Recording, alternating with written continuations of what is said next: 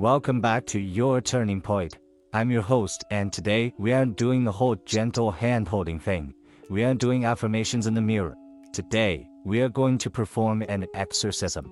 We are going to rip that lazy, procrastination-loving demon right out of your chest. Because let's be real, you clicked on this title because you know, deep down in your gut, that you are wasting your potential. You're trading your dreams for cheap dopamine and comfort. And I'm here to tell you that it stops today. Let's set the scene. It's 6 a.m., the alarm goes off. It's that annoying radar sound on your iPhone that triggers immediate PTSD. What do? You hit snooze. You bargain with God for 5 more minutes. You tell yourself, I'll just start the grind at 7.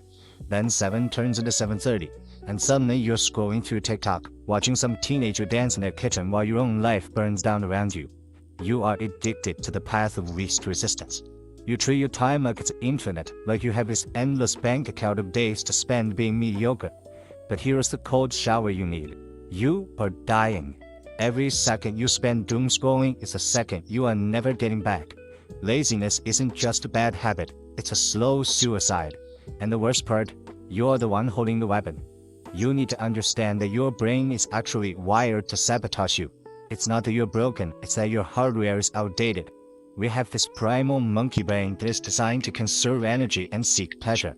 Thousands of years ago that was great because it kept us from starving or getting eaten by a saber-toothed tiger. But in modern America, where you can get a pizza delivered to your door without putting on pants, that same instinct is destroying you. Your brain sees hard work, writing that book, hitting the gym, building that business as a threat. It screams, no, that's uncomfortable. Here, look at this meme instead. Eat this donut. And you listen to it. You act like a slave to your own biology. You're letting a 3-pound lump of gray matter dictate your destiny based on survival instincts that don't apply anymore.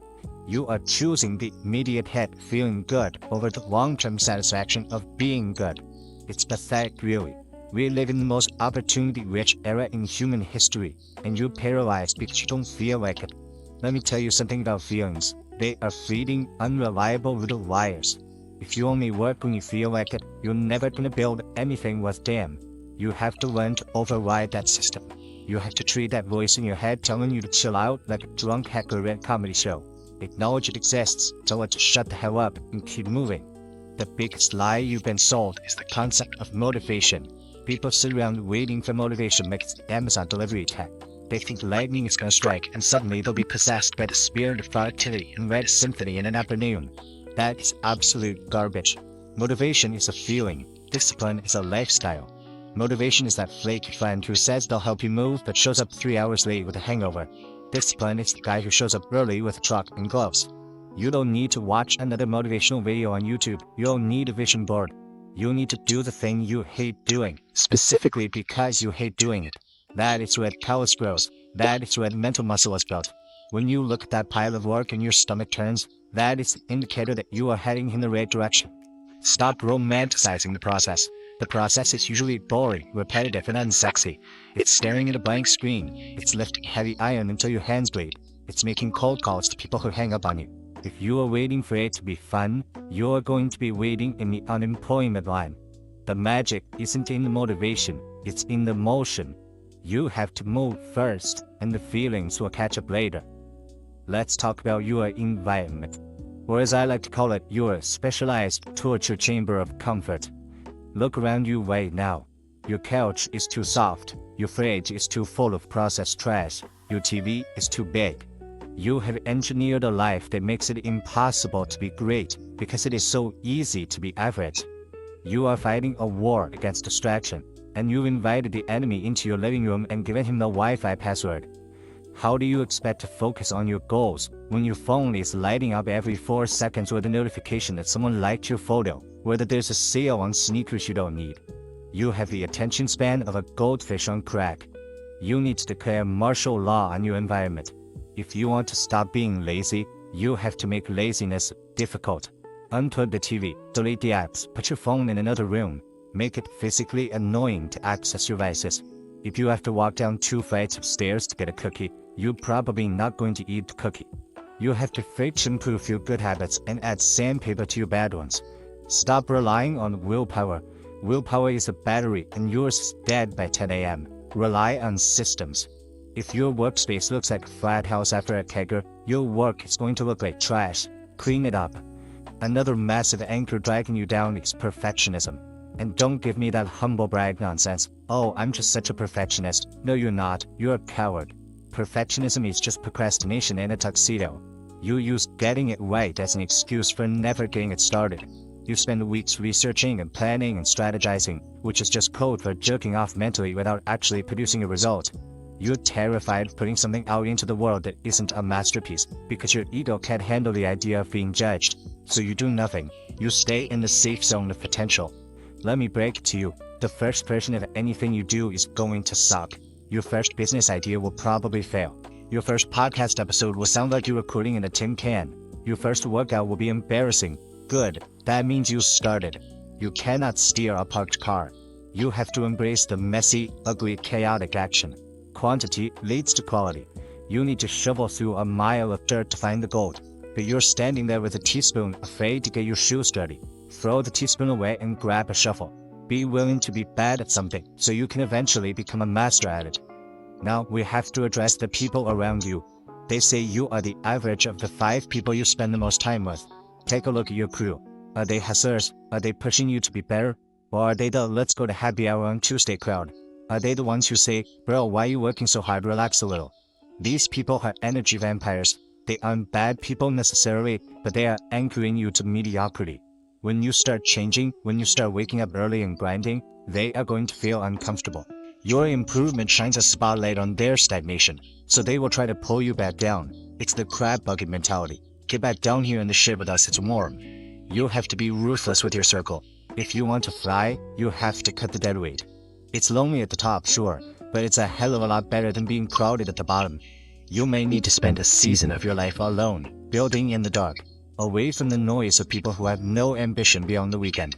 That solitude is where you find out who you really are.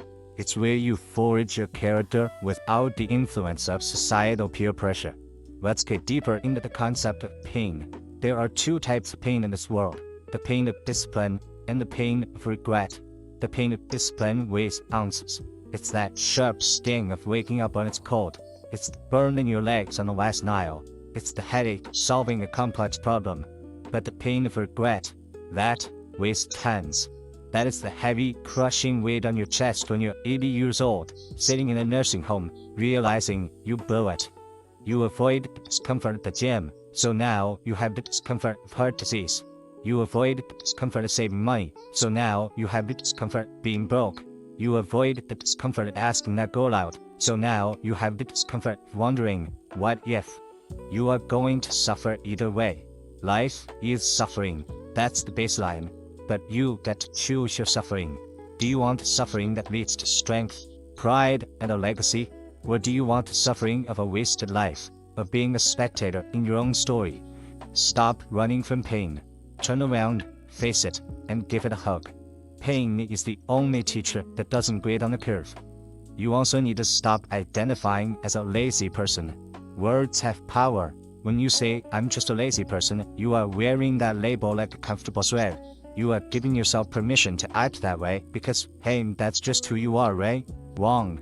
You are not your habits. You are the operator of the machine. You can reprogram the code at any moment. Stop telling people you're trying to get better. Trying is a weak word. It implies the possibility of failure is acceptable. Yoda was right. Do or do not. There is no try. Change your language. Instead of saying I have to go to work, say I get to go to work. Instead of saying I can't afford that, say how can I earn that? Shift your narrative from a victim mentality to a victor mentality. When you catch yourself making an excuse, vocalize it, then mock it. Oh, I'm too tired. Poor baby needs a nap. Shame yourself into action if you have to. Whatever it takes to break the pattern. You are building a new identity, brick by brick, action by action. And that new identity doesn't have room for the old lazy you. Let's zoom out. Way out. We live on a floating rock in the middle of infinite black space. You are here for a blink of an eye. In 100 years, nobody is going to remember your name, your Instagram followers, or your high score in Call of Duty. Does that make you depressed? It shouldn't. It should liberate you. It means you have nothing to lose. It means that embarrassment doesn't matter. Failure doesn't matter. The only thing that matters is how fully you live this tiny sliver of time you've been gifted. The ancient Stoics talked about memento mori, remembered you will die. Most people live like they are immortal. They push their dreams to someday. Someday I'll travel. Someday I'll read that book. Someday is a disease that will take your dreams to the grave with you. Visualize your funeral. Seriously. Close your eyes and see the casket. Who is there? What are they saying about you? He was a nice guy. He watched a lot of Netflix. Is that what you want on your tombstone? If that thought doesn't light a fire under your ass, nothing will. You need to live with a sense of urgency, like your hair is on fire, because in the grand scheme of things, it is. The clock is ticking, and it never, ever stops. So, here we are, at the end of the line. You've heard the truth. You know the biology, the psychology, and the brutal reality of your timeline. Now, you have a choice. You can close this podcast, go back to your comfortable little life, and continue to slowly rot away in the safety of mediocrity. You can tell yourself, that was a cool speech, and change absolutely nothing. That's what 99% of people will do.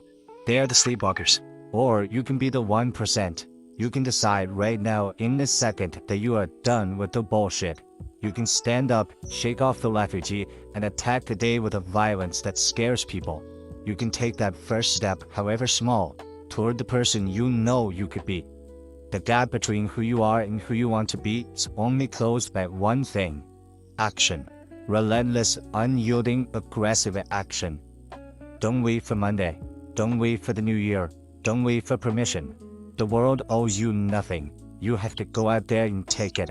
Rip it from the hands of fate. This has been your turning point. I'm not here to be your friend. I'm here to be the wake-up call you asked for. Now put the phone down, get off your ass, and go build something that matters. I'll see you at the top, or I won't. That's entirely up to you. Peace.